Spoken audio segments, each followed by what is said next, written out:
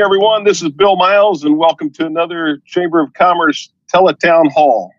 Well, it's another busy and productive week at your chamber, and it's hard to believe that the election is just 48 days away. And but not surprisingly, things are heating up. And just yesterday, we launched our Lunch with Lawmakers series, so you can get to know where our candidates stand on the issues. I'm also pleased to report that in a partnership with American Airlines, that your chamber has provided 1,000 headsets to students who need them for virtual learning, and that we'll be distributing very, very soon. You're going to be hearing more about both of those initiatives from Hannah Horn, who's our Vice President of Public Policy, who will be on a little bit later to discuss those and other active initiatives that we're involved with. Coming up, we're also going to be partnering with the Low Country Speaker Series.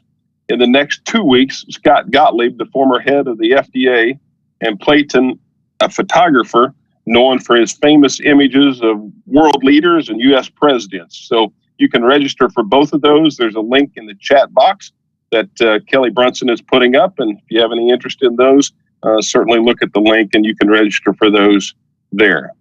Also want to give a shout out to those businesses that have already donated to our Project Connect program for school supplies. For those students in need. I encourage you, if you haven't, to get involved because there is certainly a real need out there. The Chamber has had over $37,000 in requests, and our goal is to fulfill as many as possible. And again, that'll be another subject that Hannah talks to us a little bit about later on.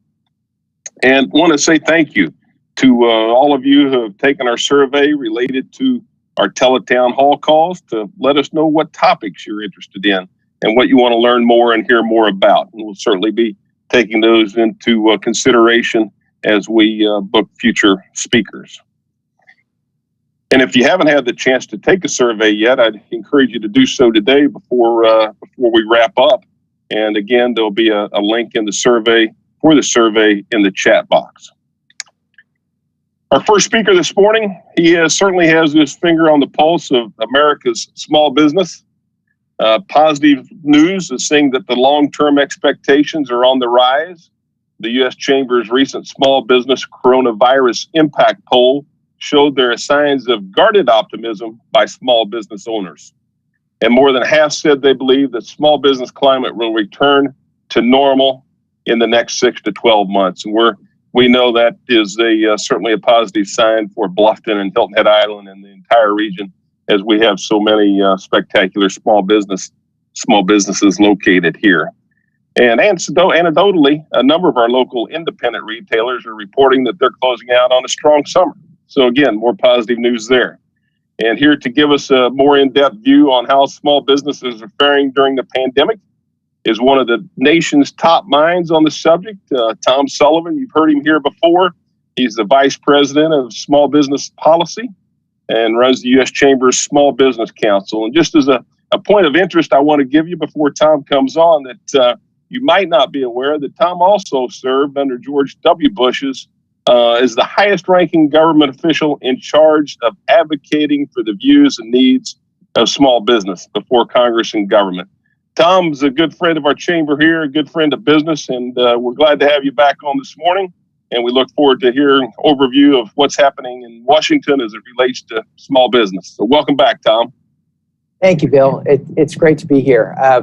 Thanks to the incredible job that you have done and your team has done with these virtual meetings, I feel like I've visited Hilton Head more this summer than ever before. So I would consider that one of the few blessings of the pandemic that we're under. So thank you. Thank you for hosting me.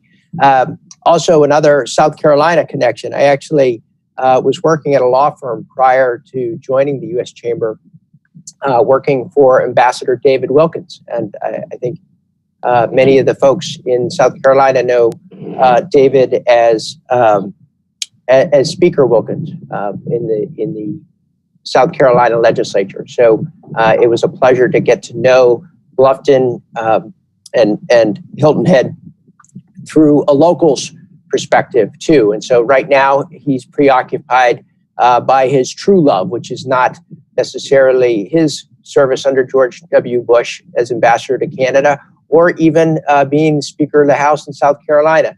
It is, in fact, cheering on the Clemson Tigers, which is his number one love, and this is the season for it. And he's thrilled that they're actually playing this fall. So with that, I'll get into some of the nitty-gritty of what's going on here in Washington, D.C. 3 days ago, probably would have been pretty pessimistic to tell small businesses whether or not there will be additional relief. But as of yesterday, a little bit more optimistic. I have to be pragmatic and honest with everyone. I think the chances of an actual stimulus package coming together before the elections is low. I think probably percentage chance below 50%, but that's a little bit above where I was last week. And let me explain why I'm trending positive. Many of you know several months ago, Speaker of the House, Nancy Pelosi, passed the HEROES Act. It actually contained a number of things very, very good for small business. The problem was the price tag. That price tag is $3 trillion. I actually joked with some friends at one point. It does everything, including turning the Pentagon into an octagon. So a little inside Washington, D.C. humor there that actually, when you think about it, it's not very funny at all. But the price of her package, though, was $3 trillion, and that scared the heck out of the Republican Senate. So Chairman Marco Rubio, senator from Florida, who chairs the Senate Small Business and Entrepreneurship Committee, then worked with his colleagues and the Majority Leader McConnell to put together what is called a skinny bill. And actually, it is, unlike many things in Washington, D.C., the term skinny bill actually is what it sounds like. It's actually a scaled down version of the massive bill that passed the House. And that bill was to the cost of $1.1 trillion. Now, the skinny bill is something that the U.S. Chamber actually is pretty darn supportive of. And the reason is because it contained all of our priorities, especially for small business. And I do kind of apologize when I describe these things. I am entirely biased to small business. It is my job, and coincidentally, it is also my passion.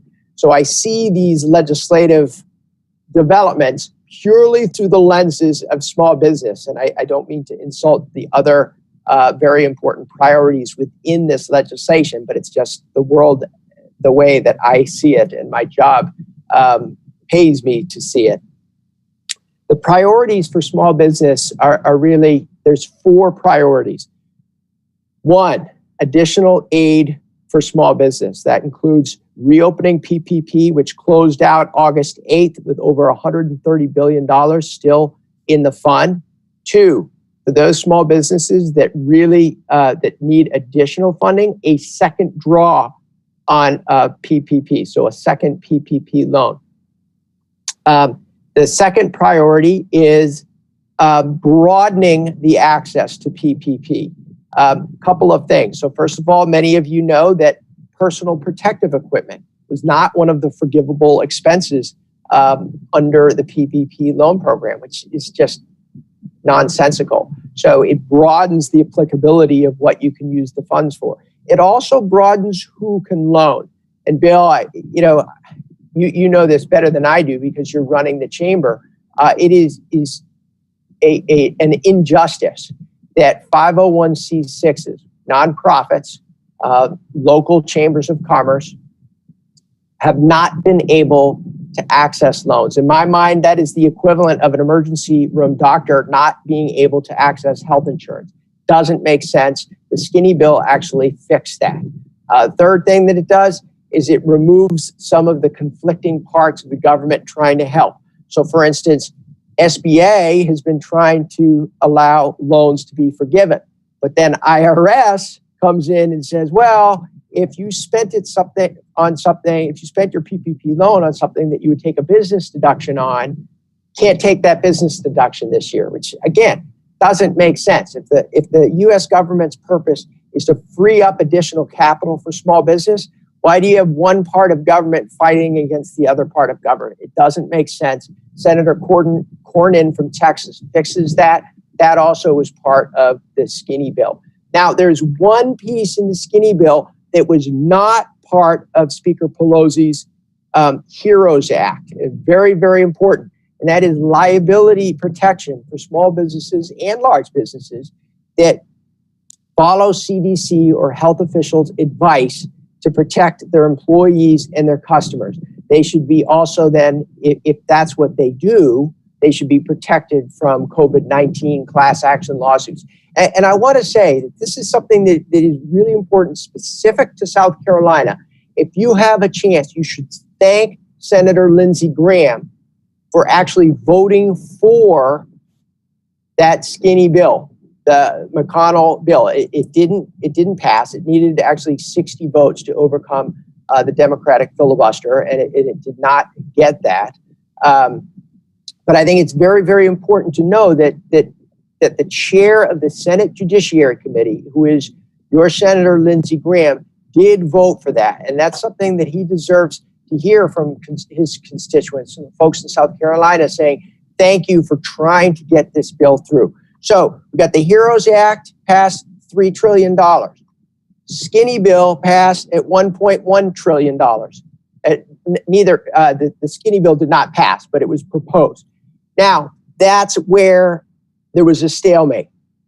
And that's where, like 3 days ago, I was very, very pessimistic. But yesterday, a bipartisan group in the House, they call themselves the Problem Solvers Caucus, actually came out with a proposal that is $1.5 trillion. So that's half of what Speaker Pelosi's original proposal is. Now, she was quick to point out that this does not represent a new Democratic proposal, but still it's movement. And some movement means some horse trading is going on. The financial dollars that are getting narrowed and lower, which should bring in more Republican senators. So I'm more optimistic. I would still peg the chances of a stimulus bill below 50%, but a little bit more bullish on it than I was a week ago.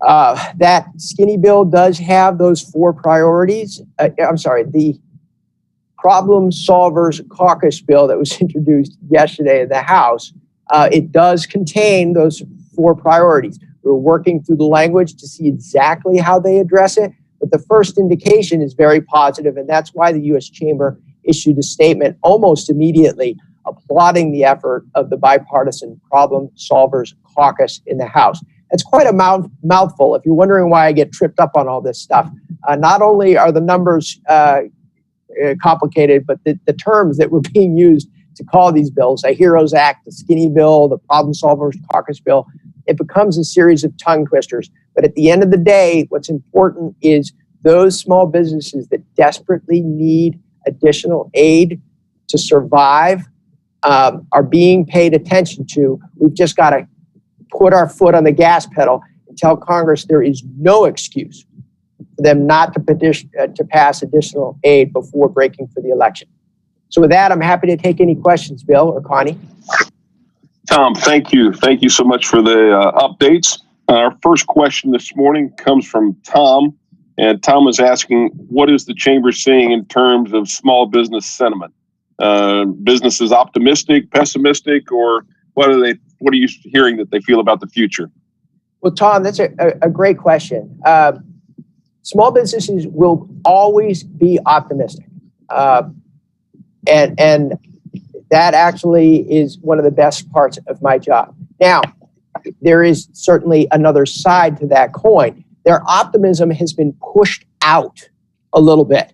So where we would love to see, in the pre-pandemic, we saw actually the highest levels of optimism and confidence that we've ever seen before. That confidence was about the here and now. How is my cash flow? How is the revenue coming in?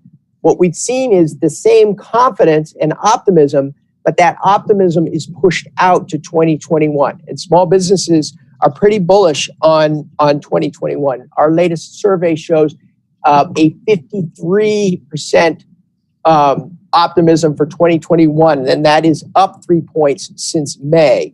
And again, reflecting how that is pushed out, if you compare the here and now, right now, about 55% of small businesses are optimistic right now, which seems actually fairly high, but it's not, because that's compared to, it's down 14% from a year ago at the same time. What we also see from small business sentiment is that Black-owned small businesses are hit the hardest. The minority-owned small businesses are absolutely devastated. And where we see problems on Main Street and struggles, that is magnified in the minority-owned small business community. It's horrific. We see close to 66% permanent closure rates compared to about 57% closure rates for non-minority businesses. Now, both of those numbers are awful, but obviously 66% is just terrible. And so we're doing everything possible, not only to try to help direct those business owners to resources, but also try to impress upon Congress that there is a real desperate need for action and not to take no for an answer. Thanks, Tom. The next question comes from Kay, and Kay is asking, with restaurants all across the country operating at less than maximum capacity, what advice or suggestions would you have for restaurateurs? Well, a couple of things. So first of all, and this is the hardest part of my job. And so, Bill, you know me, I tend to be, I tend to wear my smile on my sleeve, but giving advice to small business owners from Washington, D.C. is, one, usually isn't a good idea, but two, is one of the hardest things that I have to do. So let's get right to the advice. So the first thing is, don't wait for Washington. So it is ironic that someone from Washington tells you that, but we cannot have small business owners planning for next month and next quarter based on what Congress can or won't or will do, because that actually you're placing a bet, and if you lose that bet, it's more than just losing money at a betting window. The second thing that we've seen, and really in an incredible way that has allowed many small businesses to survive, and in particular the restaurant and food industry to survive, listen to your customers in a way that is very different from the way we listened to customers pre-pandemic. Let me give you an example. We were talking with a small business restaurateur last week, and she explained that she had always listened to her customers about what types of food they like, how is her staff, how is her customer services doing. But with the pandemic, she's listening to her customers about what they need that may be filled by that restaurateur that is not in the ordinary course of their business. And this particular restaurateur who we talked with, she prided herself, and she still prides herself, on locally grown produce, fruits and produce. And what she heard from her customers since April was this need to find local produce and fruit, not just in the ingredients of what was in a takeout dish, but to actually bring home and those customers cook and serve themselves. And so she morphed her restaurant. She had already morphed into a carry-out only system that is basically just squeaking by. But then she morphed her business model into an actual grocery. So she started double ordering the local fruits and produce, and then selling that fruits and produce as a service to the customers. So that listening to our customers from a disruption perspective is something we hear again and again and again. I'll give you one other example. So I reached up and doesn't come through. Oh, here we go. On the Zoom call very well. But so this is a build a flag kit. This is from Flags of Valor that makes domestically sourced wooden flags. The craftsmen are retired military, actually many combat injured veterans who produce these beautiful pieces of art for the home and office. And in the middle of March, their sales collapsed. No one's buying giant flags for their office building because no one's going to their office building. And so what they did was they listened to their customers. Many of them, like me, are parents with their kids at home, and they produced this flag build kit. And inside this flag build kit is just little wooden pieces of an American flag that children put together. It comes with a little booklet about the American flag, and they color. And sales went through the roof. Now, it takes about 100 of these flag build kits to make the type of revenue that they would make by producing an enormous flag, a wooden flag. But they changed their operations to actually start making a profit on this new product that is just really a great example of how they listened to a need, which is, how the heck do I entertain my kids at home while I'm trying to get some work done, while at the same time serving their core value and their core purpose, which is a greater appreciation of what the American flag means. And it has allowed for them to do a little bit more than break even and survive. And more importantly, keep on some of the craftsmen that otherwise would have been furloughed. Tom, thank you. And that was great to see. And it's also great to see the U.S. Chamber headquarters there in the background. And I know we'll be excited to get back there at some point in time. And thanks for joining us today. And thank you again for your leadership and all you're doing to support small business all across the country. Thank you, Bill. Thank you, Connie. And if it's okay, I'll just stay on and listen and learn from your other guests who you always have a tremendous lineup. That's terrific. Thank you. Many of you who took our survey said that local issues and updates are important. So we wanted to do just that with our next speaker, and he's going to give us an update on the master plan for one of the Lowcountry's most important historic sites, the Mitchellville Freedom Park. The mission of the park is to preserve, promote, and honor historic Mitchellville, and Executive Director Ahmad Ward and his leadership team are responsible for developing and implementing a master plan to recreate this historic town as an interpretive site that will convey the important story of freedom to visitors from around the country.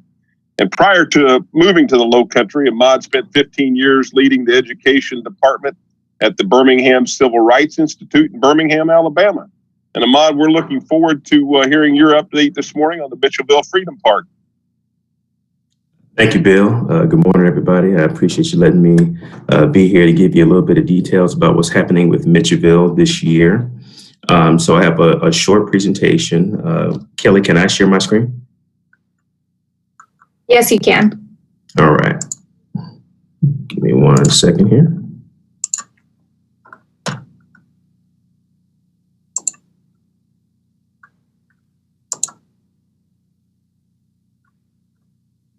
Okay, I hope everybody can see. Again, I bring you greetings from historic Mitchellville Freedom Park, where freedom began for Africans in America in 1862, right here on Hilton Head Island. And so pandemic, as evidenced by the previous speaker, has had an impact on everybody and us as well. And what I have to say, even though COVID-19 slowed down our progress, and I'll get into that in just a second, it's actually been a pretty decent year for Mitchellville so far, which sounds crazy to say with all these things that are going on. But we've been able to make some gains and do some things that'll help us go on in the long term. And so for those of you who are familiar with our story, we've been working on a master plan for a couple of years. And I hope that, well, I guess around about 13 to 14 months.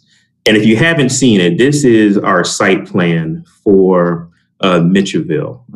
We started work on the master plan in late 2018, got done kind of in the last year. We're setting things up for approvals because we have to get approvals from town and county. The county gave us $250,000 to do the plan.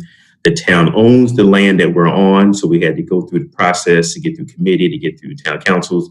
We were starting all of this stuff in late February, early March, and then you know what happened. So everything shuts down. So 6 months later, here we are, finally getting those things in the groove. So now we're going through these committees. We've been approved at the town council level for the master plan. We've also made it through the county council as of Monday night. So this has been a long, arduous process. There is a resolution that we're trying to secure at the county level for about $575,000 to go towards phase 1 development, that hopefully will go through those readings, and maybe by late October, we'll have approvals on that. And so if you'll notice here, and I won't spend a whole lot of time on the drawing, you'll be able to see these things if you want to see them. If you look at F, that is where we're doing our historic house recreation. Based on archaeology and the plans and the things we've done research-wise, we know that's where the line of houses were. And so we're going to do replicas of these homes. A would be our interpretive center. We're looking at an 18,000 square foot facility, 2-story, where it'll be a museum component to Mitchellville, where you can learn about Mitchellville's history, the connection to Gullah culture, why this is still an important story in the 21st century, and things about how to be good citizens. This is all about citizenship for us, because in our view, this is the first chance that these people had a chance to be citizens. They were able to vote on their destiny. They all were landowners. They were able to create churches and schools and businesses, be entrepreneurs. And this all happened in Hilton Head at a time where things like this were not supposed to be happening. So we really do believe, and this is where freedom began. And this is the best situation that relates directly to the Port Royal experiment. Even though Mitchellville doesn't usually get included in the Port Royal experiment, this is the rehearsal for Reconstruction. And this was a template for what all freedom towns were supposed to look like after the Civil War, going into Reconstruction, going into the 21st century. And so this was held out there as a thing that could be a linchpin for what we were supposed to be doing before Reconstruction failed, which is another whole presentation that I will not get into right now.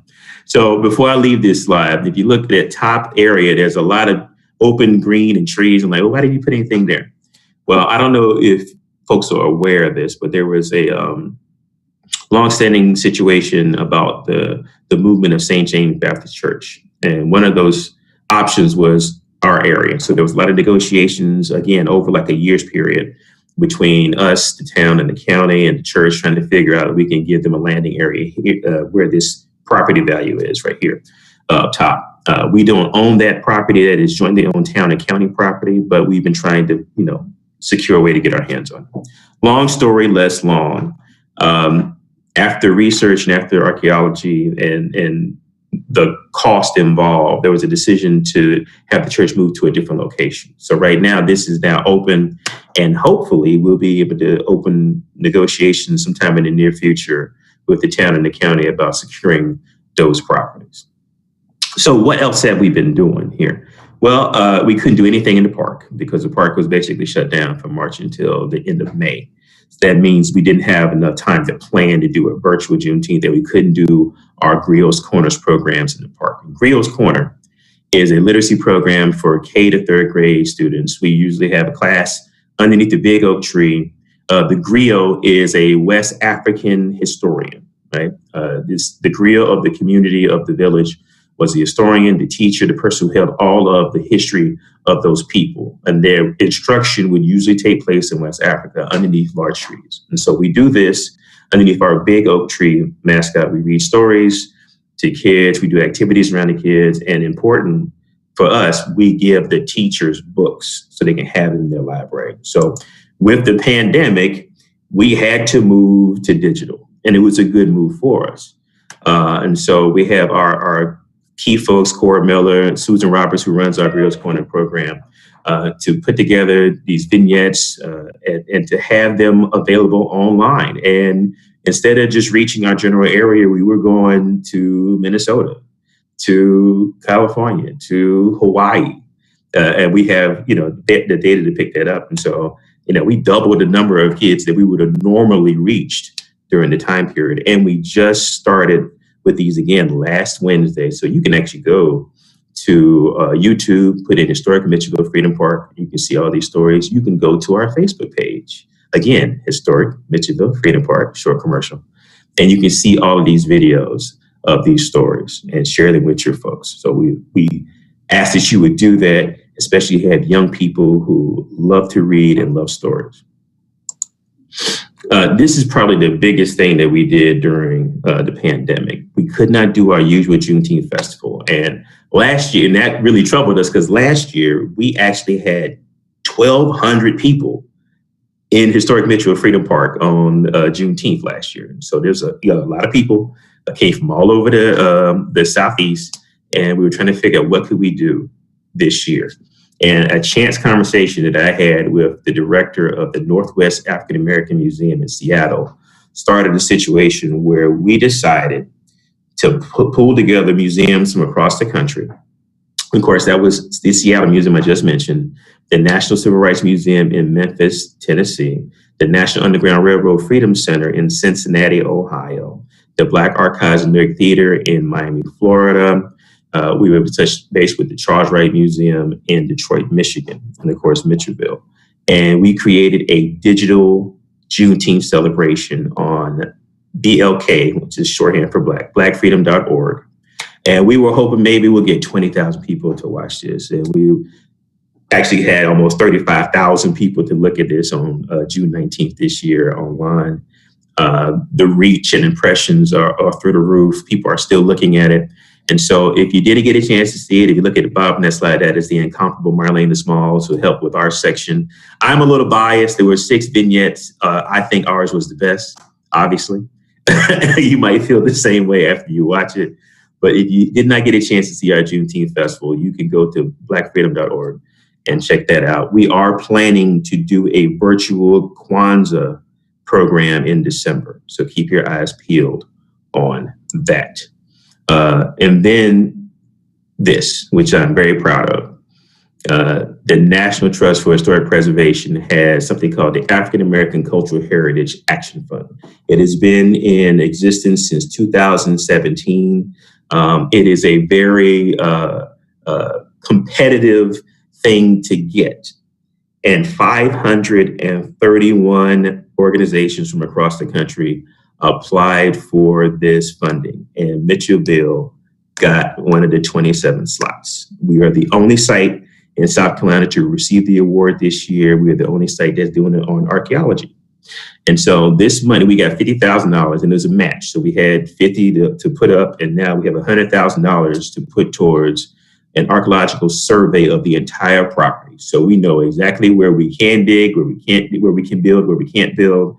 And it's going to really help us to chart the course for what happens at Beach City Road. So we are extremely excited about this honor, and we look to do big things about it. And if things hold true, we don't get another curveball in 2020, we may be able to start this work as early as November this year. So for my chamber friends, I will keep you posted on this so we can make sure you get all the information that you need to promote. And at this point, I'll answer any questions that you might have. Ahmad, thank you. And incredible work that you and your team are doing. And we're so appreciative for your leadership in that. And thinking about 35,000 watching online, those numbers were terrific. And then also, I would agree with you that ours was definitely the best as well. Yeah. First, so. All right, and congratulations on your grant, the $50,000 grant from the National Trust. That's terrific. Very, very good. First question comes to us from Marty, and Marty is asking what the timeline is expected to be when the master plan will be completed. Okay, so the master plan is completed. We are finished. And so the only thing we're doing now is trying to make sure we can move through the government approvals situation to make sure we can move. Because we had part of our agreements with the town is before we can build anything on the site, the master plan has to be completely approved. And that's moving right now. We hope to have that done early fall.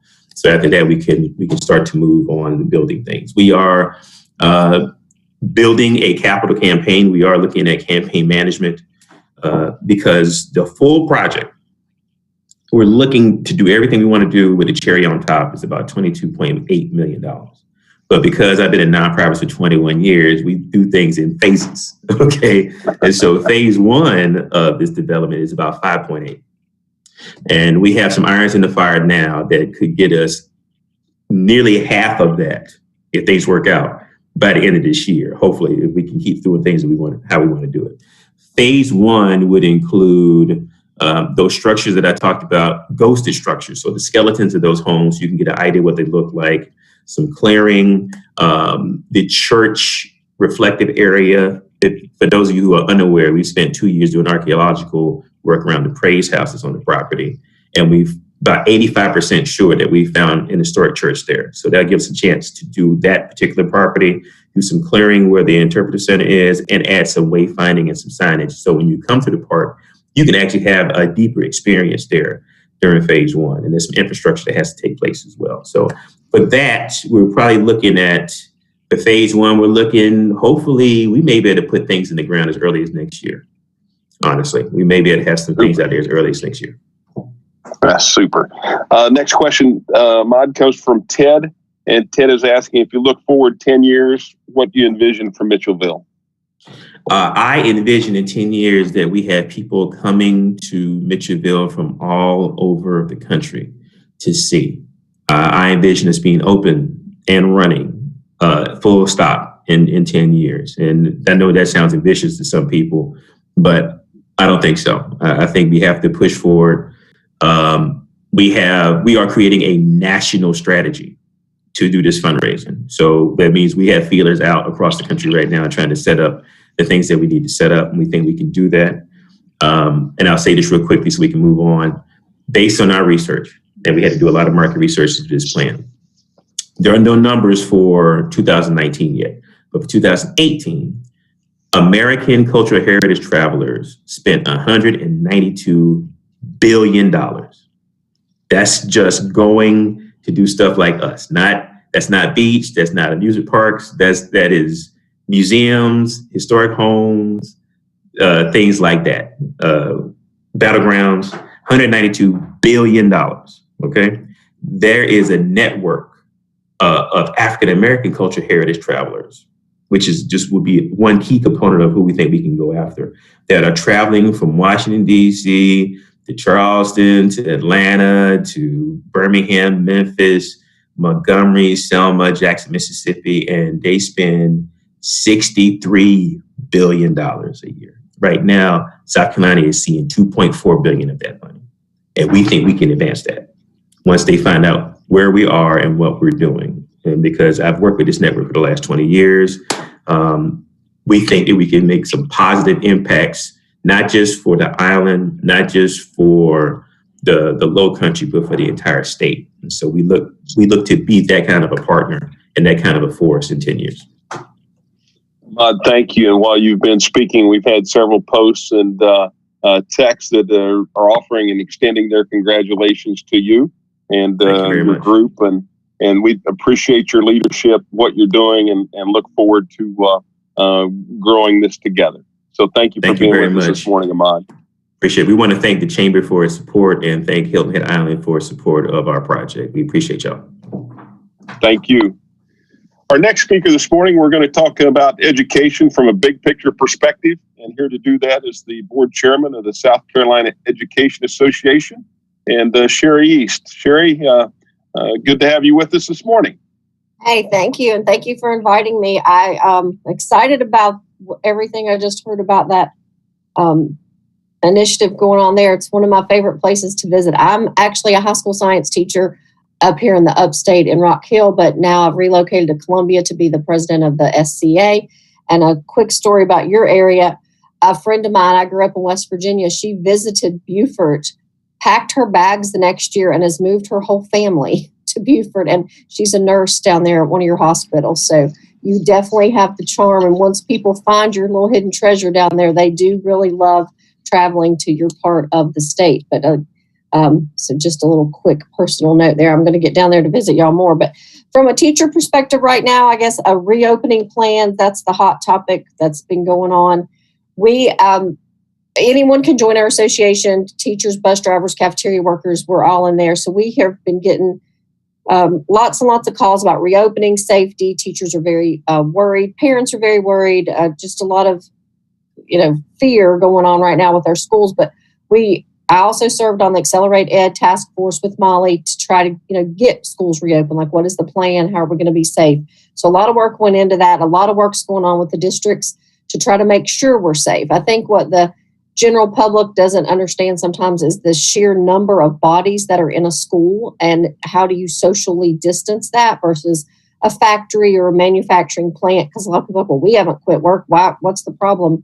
Get your butts back to school. So, well, it's the distancing part. So most districts have either, there were three options. One was full face-to-face. If the numbers were where they needed to be, we were back to normal. Well, that didn't happen. The next option most people went with was a hybrid plan where parents could opt to do virtual if that's what they wanted, or they could opt to do, it's like an A-B day schedule. And it's all over the state what districts are doing with that. Some of them are doing a Monday, Tuesday, take a break and do deep cleaning on Wednesday. Then a different set of kids come in Wednesday and Thursday, and then you do your deep cleaning on Friday. So just that's all over the board, all over the state, what folks are doing. Some very small districts that had, they don't have the class sizes like a Greenville or a Beaufort, they have done full face-to-face. I mean, they're figuring it out. They've done it where they can space the students out. And they had enough families that wanted to go virtual that wasn't a problem. So I think what we're hearing the biggest concerns about are the virtual situations. We have a lot of parents that don't understand how to get on. There's been some technology glitches and we still don't have our hotspots and Wi-Fi's out in the state. We really need to get that infrastructure in place that every family can have the Wi-Fi. Sometimes it's not a money situation. It's that there actually is no service in that area. Even here in York County, we have a portion of York County that there's just no service. I mean, we had teachers and principals driving to parking lots to sit in their car to try to work off of phones and devices. And that's just not the best way that we want to educate anybody or to work. So that was one of the big concerns we're hearing. A lot of parents are struggling with the little children with the technology. The older kids, they seem to be okay with the technology. They know how to work it. But our younger parents are struggling with, the registration processes, the getting them on, the passwords. So we're just working through all that. So I just ask that people, take a breath. Everybody's in the same boat across America. We're all trying to figure it out as far as education, what virtual and remote learning looks like. But the goal is to get everybody back to school. I mean, every teacher, I think, would tell you, I miss my kids. I miss being at school. I want to be back in there. Most virtual teachers are reporting to a building, like they're going to work. And so they have the resources. They have a copier. They have all their Promethean boards or whiteboards or whatever kind of resources they need to do virtual. If there's an underlying health condition from a staff person, they work that out with their administrator. And that's where we come in and we can help folks say, look, she's got a husband at home that has cancer. She can do virtual as well from her home, like we're doing this meeting, as she could sitting in an empty classroom. So we've worked through some of those situations with different people.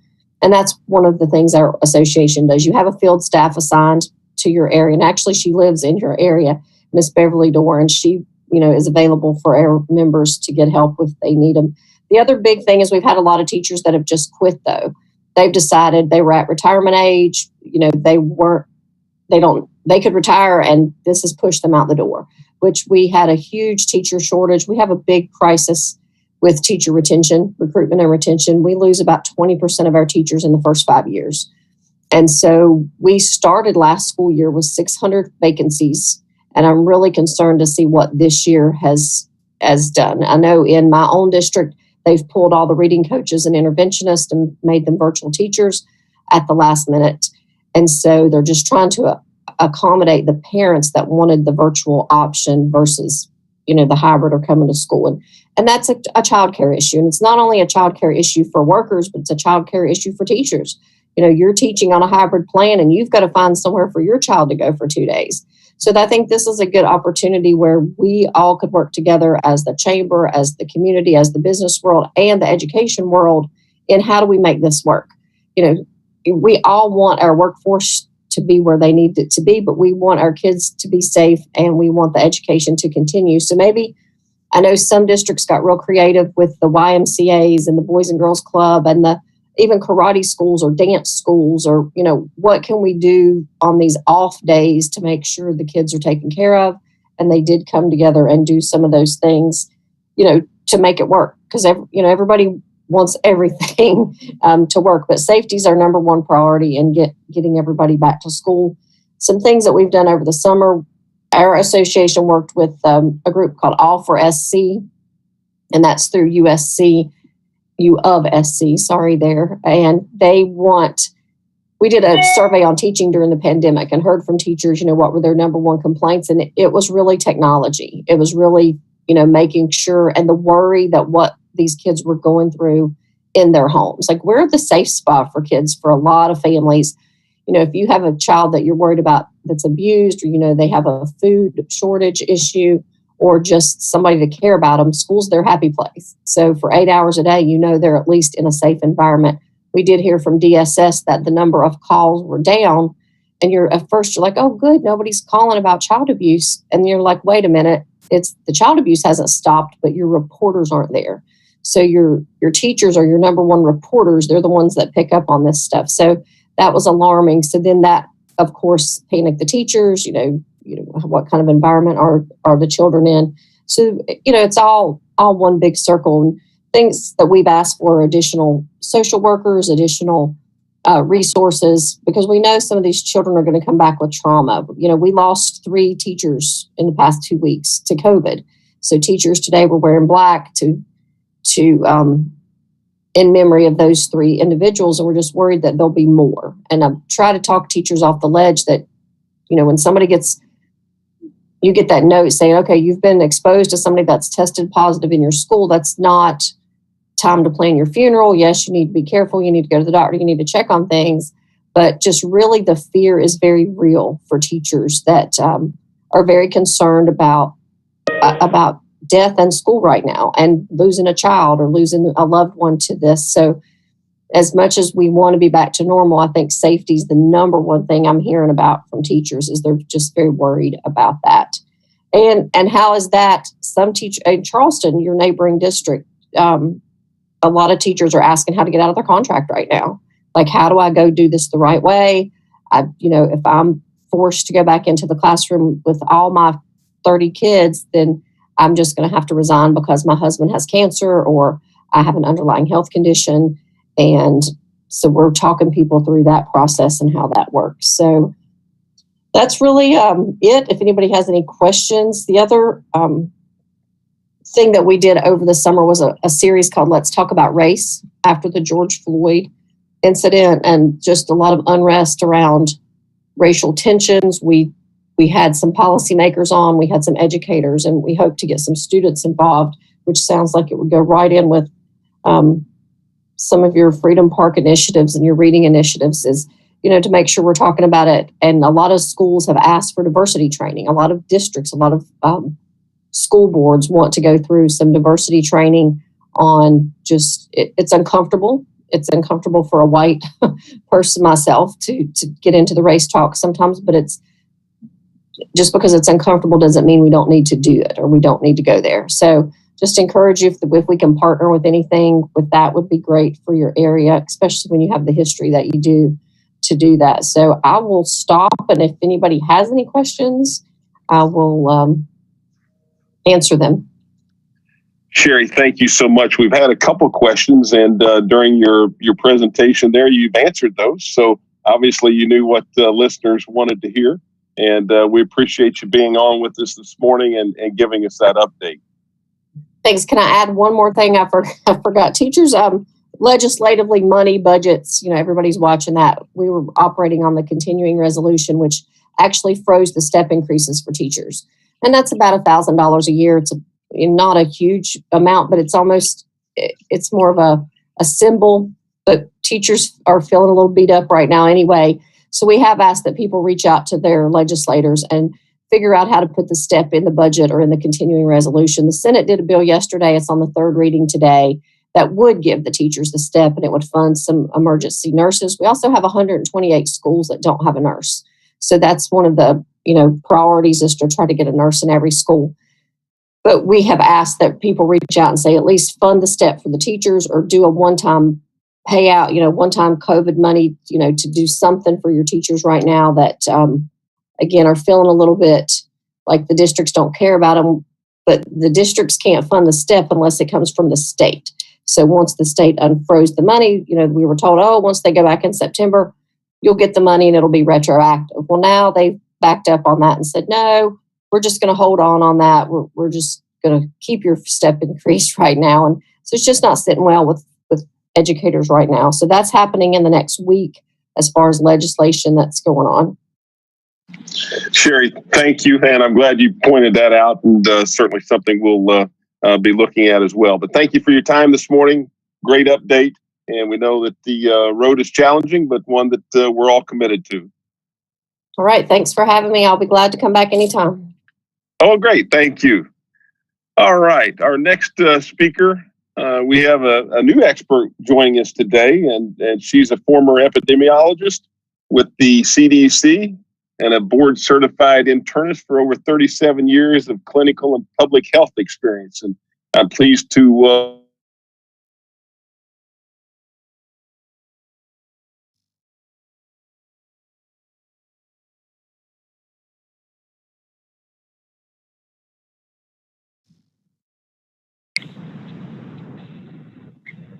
Can you hear me?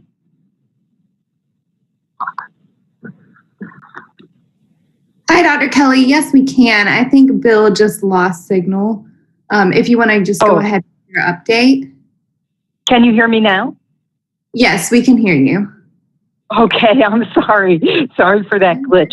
I thank you so much for inviting me to join this call, because it helps me understand the issues facing small businesses during the pandemic, and hearing about the flexibility and adaptability, the headsets for students for virtual learning, the literacy program, moving to online, which increases outreach. I'm aware of many of the issues with school reopening, but, hearing about the flexibility about planning and moving forward really helps me put the statistics in perspective.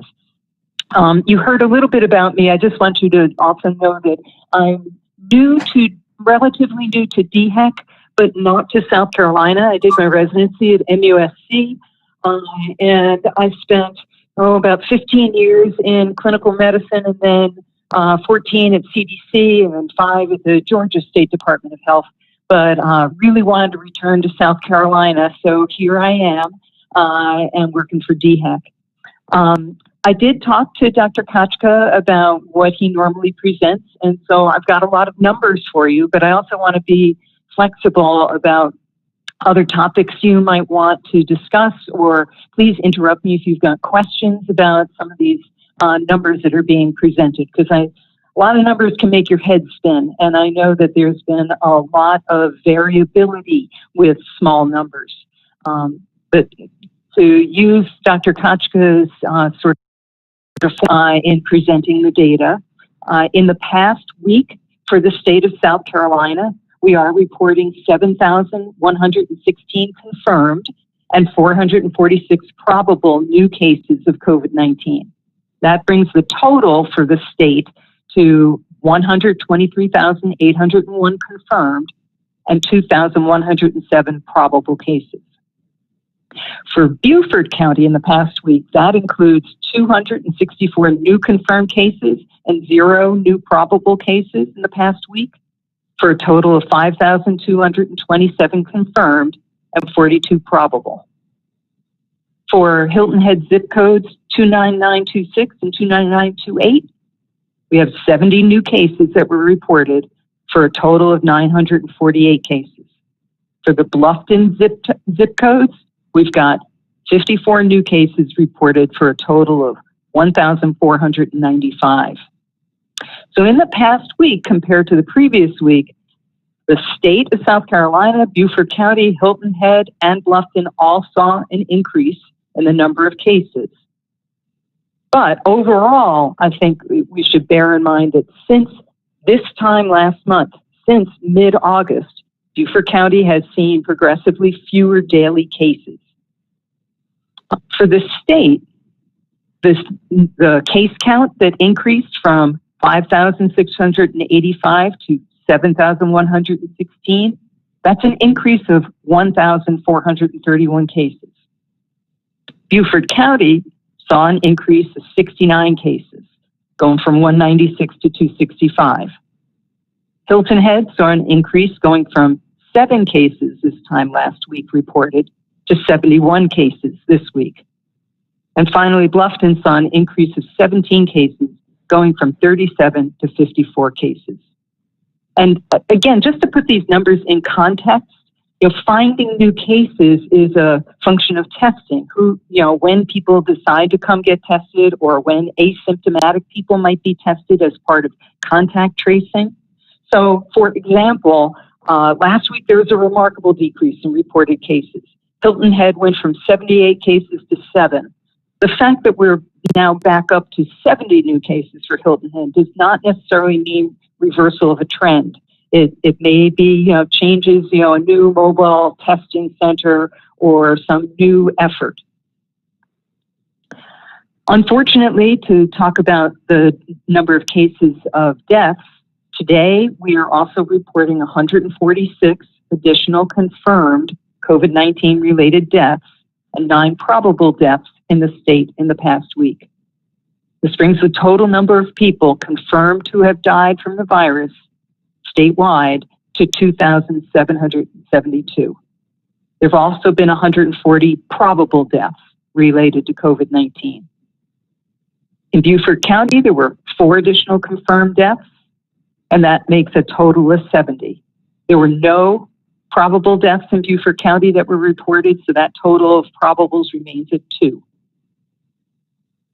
New deaths reported in the state decreased last week compared to the previous week, from 218 new to 146 confirmed deaths over the week. Confirmed deaths occurring in Beaufort County is unchanged at 4. So as with the case numbers, the number of deaths decreased for the state and held steady for Beaufort County.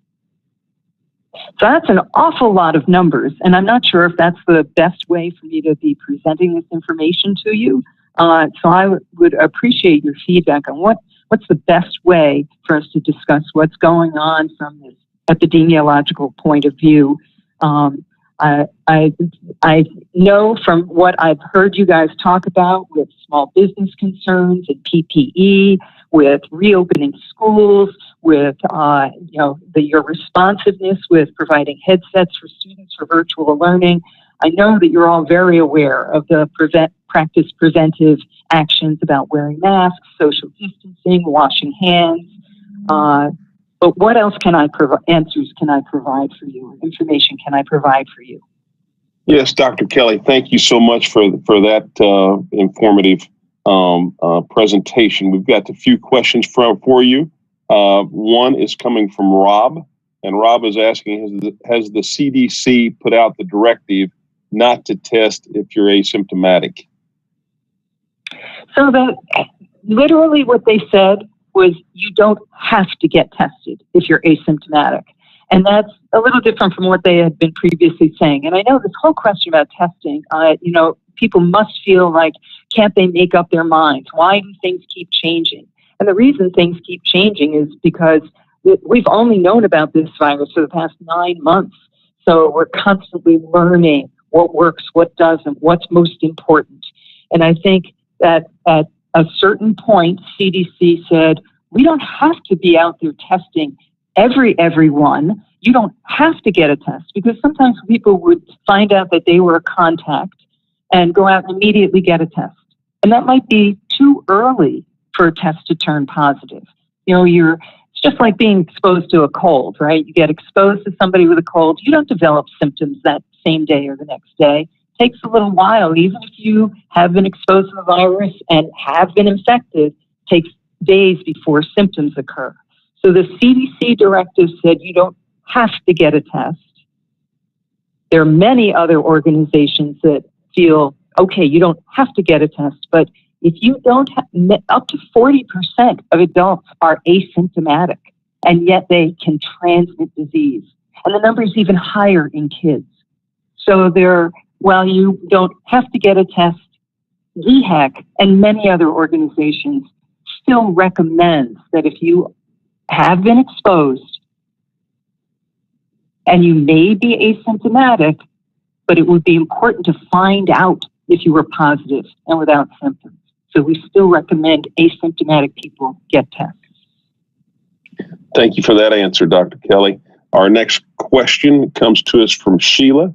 And Sheila's saying DHEC is now reporting schools. How is that going, and what is the data showing? So the data thus far is showing we have a good line list of public schools. That's publicly available data. So we have a list of all the public schools. We don't necessarily have all the private schools up on that on our website yet, on that data release. So we're working with partners to try and make sure that we've got all the smaller private schools up on that list. And I think, like any data system, in the very beginning, there have been some glitches. But I think the glitches have more to do with a delay in reporting. So I think the effort, I think will go well. I think right now we may still have some delay, some under-reporting on that website. But we've gotten good feedback from that. We are optimistic with that going forward. Dr. Kelly, thank you. Welcome back to South Carolina. We're fortunate to have you back and as a part of DHEC. And we look forward to having you on future calls as well. Great. Thank you so much. Thank you. Our final speaker this morning is our own Hannah Horn. Hannah is the Vice President of Public Policy here at the Chamber. And she speaks, I'm sure you'll hear her passion for what she does, as well as her passion for students and the schools, etc. Hannah, thanks for joining us this morning, and it's all yours. Thank you, Bill, so much, and glad your technology is up and working. I was ready to jump in whenever you needed me. I guess that's why the president and vice president are never in the same car, just in case somebody needs you.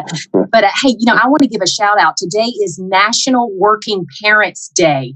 And my hat's off to my colleagues and friends who are managing homes. They're the CEO of their homes and their businesses and their families, and are trying to make everything work in this crazy time. So again, National Working Parents Day. Rock on, my parents out there in their jobs. Hey, wanted to just give a quick update. So on the federal level, Tom did a great job of giving the latest information. As you know, federal lawmakers Congress have not been able to reach a compromise on a fourth round of stimulus.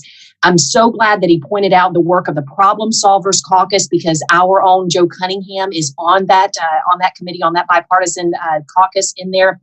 And he is committed to putting into effect all of those issues and nuances that our small businesses contributed to the conversation about what perhaps didn't work with PPP or what isn't working with the employee retention tax credits. And he's in there really working for us to make sure that we get a bill that can work for everyone, including our restaurants. He hasn't forgotten about that. So as we move forward, let's watch what comes out of that Problem Solvers Caucus. It does tongue tie you. And hopefully we'll get a good bill out of Washington here before the election.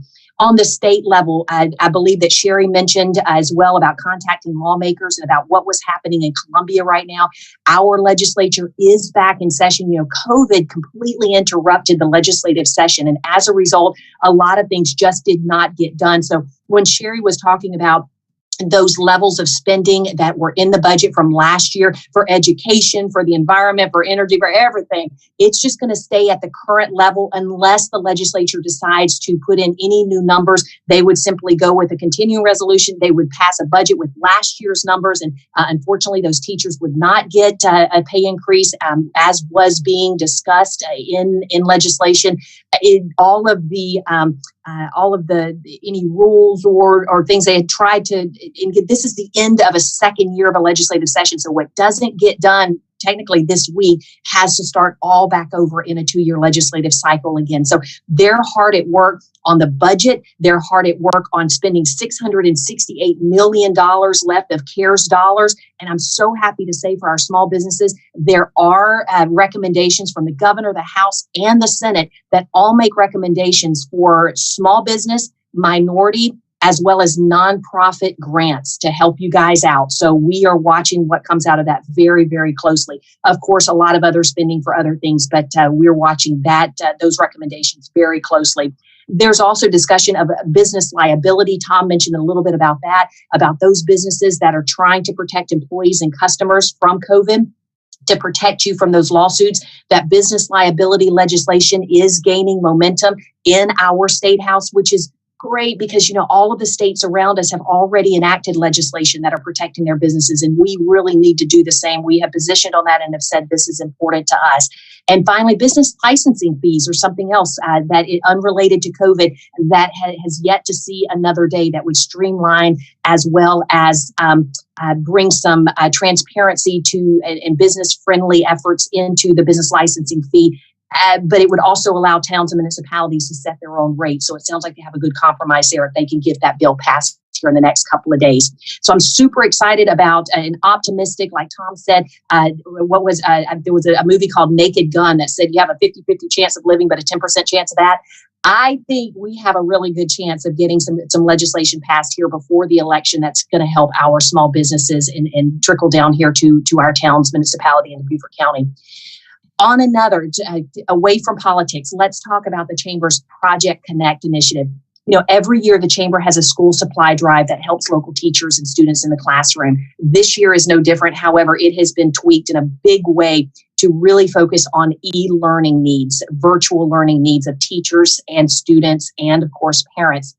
We submitted a grant to the Walmart Foundation. We received a grant. It was a gracious, generous offer that they made. It has been followed up with donations from Hub International Insurance, Palmera Inn and Suites, the Low Country Master Gardeners Association with a direct gift to a local science teacher. Sherry, I know you're loving hearing that our local businesses are helping our science teachers out. American Airlines, you can still give if you're a local business or individual that would like to contribute to that fund. I had 82 teachers in the first week submit $37,000 in requests. Now, we didn't get that much of a grant. So a very thoughtful committee got together, went through all of those requests, and I'm happy to say next week, we have about $4,500 worth of grants going, money grants, gift cards going to those teachers to provide those needs. And so we're really looking forward to that. Want to mention, we mentioned American Airlines. So American Airlines has stepped up in a really big way. Thank you, Kelly, for putting in the chat box there how to donate. American Airlines called them up, said, listen, you guys to listen to movies and the radio while you're on the plane, you got any of those ear pods or ear sets left that perhaps could go to our virtual learners? And they said, absolutely. So Tracy Montrose with American Airlines stepped up in a big way and donated 1,000 earplugs for us, not earplugs. Those are for the parents. Ear speakers, earphones for our young people. So again, the need is still great. Just because we have one round of this giving, if you or your business would like to contribute, I guarantee you I still have a lot more teachers that would love to hear from you. So thank you so much to all of our Project Connect donors, and I look so forward to the smiles on those teachers' faces whenever they can receive their grants. Our only other project that I want to tell you about, Bill, and the time we have is just our Tuesdays with lawmakers. Every Tuesday at noon, we're doing forums, not really a debate, don't want to call it that, forums, conversations with our lawmakers, as well as candidates who are running for public office in November. Would love for you to just have lunch with us every Tuesday for the next 6 weeks as we focus on a different election. again, every Tuesday at noon. And with that, I'll turn it back over to you because I got work to do. Hannah, thank you for that great update, and we appreciate all you do, and certainly some exciting things going on. We also want to thank all of our other speakers this morning. Great lineup, and we want to thank you for being with us and listening in this morning. So as we wrap up, please stay safe, be kind, and wear your mask, and look forward to talking with you again next week. Thanks, everyone. Have a great day.